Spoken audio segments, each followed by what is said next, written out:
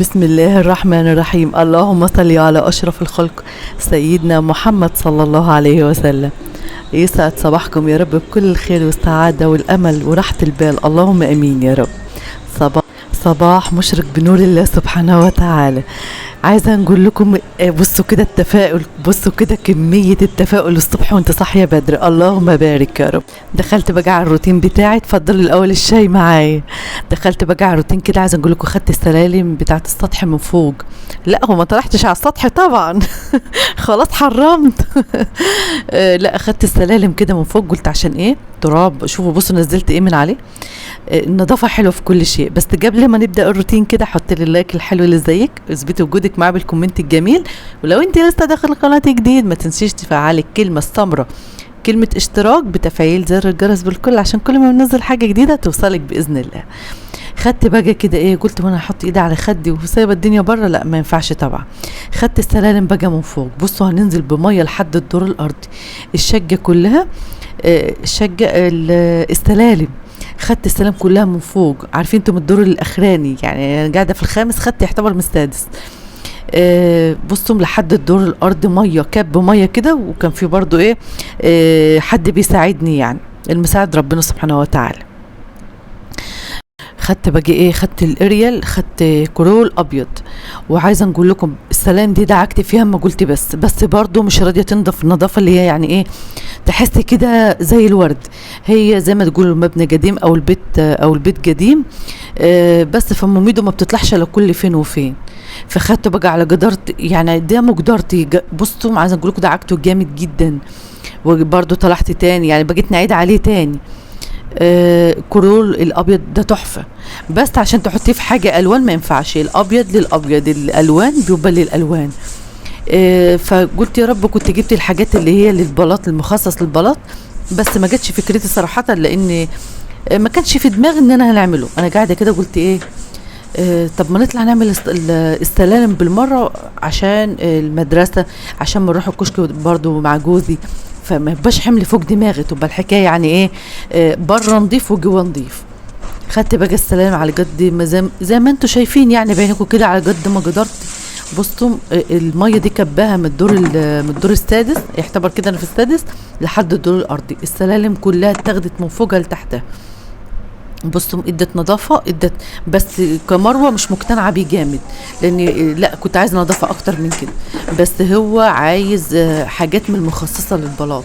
فقلت ان شاء الله رب العالمين زي ما انتم شايفين كده في سيراميك قدام باب الشقه عندي، هي السلالم اللي فوق ومن تحت بقى، يعني وانا نازله كده. فقلت ان شاء الله نبقى نجيب باذن الله برضو مره كده قبل الشتاء، ونجي واخدها بقى نعمله من فوق لتحت كده، اللي هو اسمه فانش باين، فالله المستعان يا رب. خدت بقى بصوا الكرول عسل، حاسه كده بروجان حقيقي حاسه كده بانتعاش، النظافه حلوه، وتحس كده المكان اللهم بارك يا رب لما بيكون نظيف، تحس فيه هدوء، فيه راحه نفسيه. ما تبقيش بقى قاعده كركبه وتربي طير لا لا لا، النظافه حلوه فعلا في كل شيء.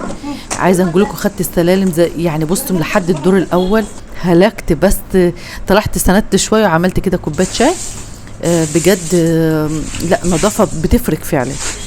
بص السلالم عامله ازاي، مش عجباني خالص بالمره، على قد ما نقدر عملتها، بس عشان ده مبنى بتاع زمان. بصوا ده طلع معايا بالمنظر ده، بعد دعكان وبعد الفيديو قصة منه كتير جدا، عشان كنت مططيه، عشان كنت بندعك ومش واخده بالي ان الكاميرا برضه مفتوحه. فده على قد ما قدرت. خدت بقى ايه بقيت نحول ميه، بصوا عامل ازاي، ده عشان منزلاه من الدور الاخراني، لكن قدام الشقه عندي ما سيبوش كده ابدا. الحمد لله خلصت، دخلت بقى خدت دش كده، وقلت ايه ده روتين يوم الجمعه على فكره، يعني ده روتين امبارح. دخلت بقى قلت نعمل الفرخايه اللي كده ام صلاح حبيبتي من المغرب الفرخايه اللي كانت قعدت انا وجوزي كده، هو يقول لي الفرخايه باظت، نقول له ما باظتش، اللي هو كان جايبها، يعني كان في فيديو منزلها بيه، يعني هو فيديو يعني يضحك شويه. المهم جيت بقى جبت نص كيلو كوسه، قشرته كده ايه زي ما انتم شايفين، يعني بصوا هنعملها صينيه، هنبدل صينيه البطاطس، بدل ما نعمل فراخ ببطاطس لا هنعملها بكوسه، اعمليها بكده وكل ايدك وراه، بجد عسل. بتدخليها على الشوايه عشان بس تاخد لون، لكن هي في الاساس محطوطه على البوتاجاز من فوق. عايزه تحطيها برضو في فرن البوتاجاز من تحت عادي. بس اللي هو ايه، كمروه بيسخن عندي الدنيا، فبنعملها على البوتاجاز وبعد كده ندخلها على الشوايه. عملتها بقى مكعبات اهيت. بصي هو انت براحتك، عايزه تعمليها برضو ببطاطس بتبقى حلوه، بس الاحلى تغيير في الاكل، مره كده مره كده، مره بتعمليها بطريقه تانية، فيعني كلها تنويع في الاكل. خلصتها بقى كده، هو نص كيلو، عايزه تعملي اكتر براحتك. غسلتها بقى وجيت ايه حاطه كده معلقه سمنه، حاطه معلقه دهنه، تمام، وبصوا معلقه زيت، التلاته مع بعض كده، وبصلايه حلوه نيجي نازله بيها، تمام. بصي هي الاكله دي حلوه وسريعه، وفي نفس الوقت لازم تحمري البصل عشان بتديها طعم احلى. بس كده هتاخد بقى لون، وبعد كده نيجي حاطه ايه نص كيلو طماطم. برضو ليه نص كيلو؟ الطماطم لما بتحطيها في الاكل كتير بتخليه بيبقى مزز شويه، وبعدين انت بس عايزه لون، يعني هي تديها طعم وعايزه لون. نزلت بقى ايه، نزلت كده بنص كيلو كوسه اهيت، يعتبر نص كيلو كوسه نص كيلو طماطم على فرخايه، تمام. الفرخه بقى مقطعاها ايه، مقطعاها على كام قطع، حتت يعني حتت نونو صغننه كده، كام قطعه نونو صغننين كده. عشان العيل لما بيجي ياخد منابه ما بيسيبه، يعني ما يسيبهوش كله، لا ياخد الحته يا دوبك على جده. وبعدين كل ما بتحطي اكل قليل، يعني انت جربي كده، حطي اكل قليل هتلاقي العيل كله على طول.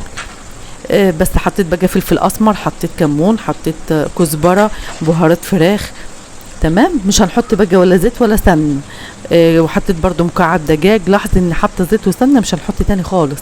نزلت بقى بحبه طماطم، بصوا قد ايه، يعني عايزه نقول لكم اقل، لا هو نص كيلو او اقل من نص كيلو كمان. تجلبه كويسه بقى كده، طماطميه، ونيجي ايه مع نفسها بقى هنزودها ميه، هنزودها ميه بس ايه تتشرب شويه صغيرين كده، وبعد كده نيجي مزودها ميه. بصوا طعمها روعه، وريحتها كده حلوه خالص، وكمان التوابل بتخلي الاكل في حته تانية خالص، تمام. جربيها بالكوسه كده هتعجبك، ان كنت بتعمليها ببطاطس على طول لا هتعجبك اكتر بقى بالكوسه، ونتحداكي كمان. بس كده هنسيبها بقى ايه لحد ما تتشرب شويه، نيجي نازله مثلا بايه نص، يعني مش هنكتر في الميه، نص كوبايه ميه، نص كوبايه من الكبير. هنا بقى هنيجي عامله ايه، هنيجي عامله باميه. بصي الباميه بالثوم في حته تانية خالص. هو جربت حاجات كتير بس لقيت الباميه احسن من البصل. لما تيجي تعملي باميه احسن من البصل، لما تحط لها البصله لا التومه احلى. خدت برضو حته دهنه كده، يعني قد معلقه ومعلقه سمن، وهنيجي نازله بمكعب دجاج عشان يدي ايه، يديها طعم من البدايه كده خالص، يديها طعم، يدي التوم اصلا طعم، وراس توم حلوه كده. نيجي دجاها، تمام. هنخلي بقى حبه للملوخيه، بس في الاخر ما عملتش ملوخيه لان هو الاكل ايه كان خلاص هم جاعوا، فقلت خلاص مش مشكله الملوخيه. جلبت بقى هنا التوم اهوت، وهنمسكها ايه نخليها بس لون، نقلب فيها كده لحد ما تاخد لون بسرعه. هو التوم ما بياخدش اصلا وقت خالص، تمام كده. نيجي نازله بمكعب الدجاج بقى. بنجيب مكعب دجاج بالفراخ دايما، يعني بيدي طعم حلو. الخضار ساعات بنجيبه بس لا، الفراخ حسيته بيدي طعم احلى. بس كده. عايزه نقول لكم الاكسسوارات اللي بنلبسها دي بتاعت ملك اللي عاملاها لي، ربنا يفرحكم باولادكم يا رب. بصوا بتعمل لي حاجات كده ماما انا عامله لك، دي تفاجئني كده، فبجد حاجات حلوه بنلبسها في البيت كده، ربنا يخليكم اولادكم يا رب. جلبت بقى الدهنه مع السمنه مع الثوم ومكعب الدجاج. هنيجي نازله بقى بطماطم، برضو طماطم مش كتير، يعني اللي هو ايه هنخلي برضو اللي عملتهم، هنخلي النص الكيس في التلاجة، ينفع برضو المكرونه، ينفع الاكله تانية. جلبتها بقى، هنسيبها لحد برضو مش هنخليها تتخدع جامد او تتشرب جامد، بس انا عايزاها كده، تمام. ليه بتخلي فيها ميه كده هنوريها لكم، بس في الاخر هتشوفيها. الباميه بالذات ما بتبقاش يعني مش لازم تبقى ناشفه كده ومحطبه منك، لا بالعكس يبقى فيها شوربه حلوه كده. وكان عندي الشوربه هنا اهيت، جيت نازله عليها برضو ايه بعد ما حطيت الباميه، جيت نازله عليها بالشوربه. هنحط فلفل اسمر، هنحط كمون، ملح بس في الاخر مش دلوقتي، لما تجرب تطيب كده نجي حاطه الملح. بصي احلى طبق باميه هتشوفيه دلوقتي عامل ازاي. كنت بقى عملت هنا الرز بشعريه، بس عشان انا عملته معاكم فيديوهات قبل كده فما حبيتش ان انا نكرره تاني، بس ده تجلبه حلوه كده، ونسيبها بقى لما تطيب براحتها. بنبقى عامله الاكل كله مع بعض. وده روتين النهارده وده غدانا النهارده. ايه رايكم بقى في طبق الباميه الحلو ده؟ بجد بتبقى في حته تانية، بس جربيها بالثوم وبالشوربه، ما تحطيش في الاكل بالذات الطبيخ ما تحطيش فيه ميه، جربيه بالشوربه بيبقى عسل. وكانت هنا عندي شوربه برضو، كنت عامله بيها ايه يا ربي، كنت عامله بيها فرخايه بلدي صغنونه كده، فرخايه شامورت صغنونه كده كانت عندي، كنت دي عاملاها بقى برز، بس مش عارفه هو انا ليه ما قدمتهاش، تقريبا كنت منحمرها. ان شاء الله برضو نعملها في فيديو معاكم، بس في بعض حاجات عشان ما رضيتش نطول الفيديو ومكرراه في فيديوهات قبل كده. وده كان غدانا النهارده. يا رب روتين النهارده يكون عجبكم، يا رب نكون اديتك طاقه ايجابيه، يا رب كده يكون الفيديو خفيف على قلوبكم جميعا يا رب العالمين. وده كان غدانا النهارده وطبق الباميه. ايه رايكم؟ نسيبكم ان شاء الله كده فيديوهات جديده في رعايه الله. ربنا يحفظكم ويسعدكم في بيوتكم جميعا يا رب، ونسمع عنكم كل خير. اللهم امين يا رب. في رعايه الله، مع الف الف سلام.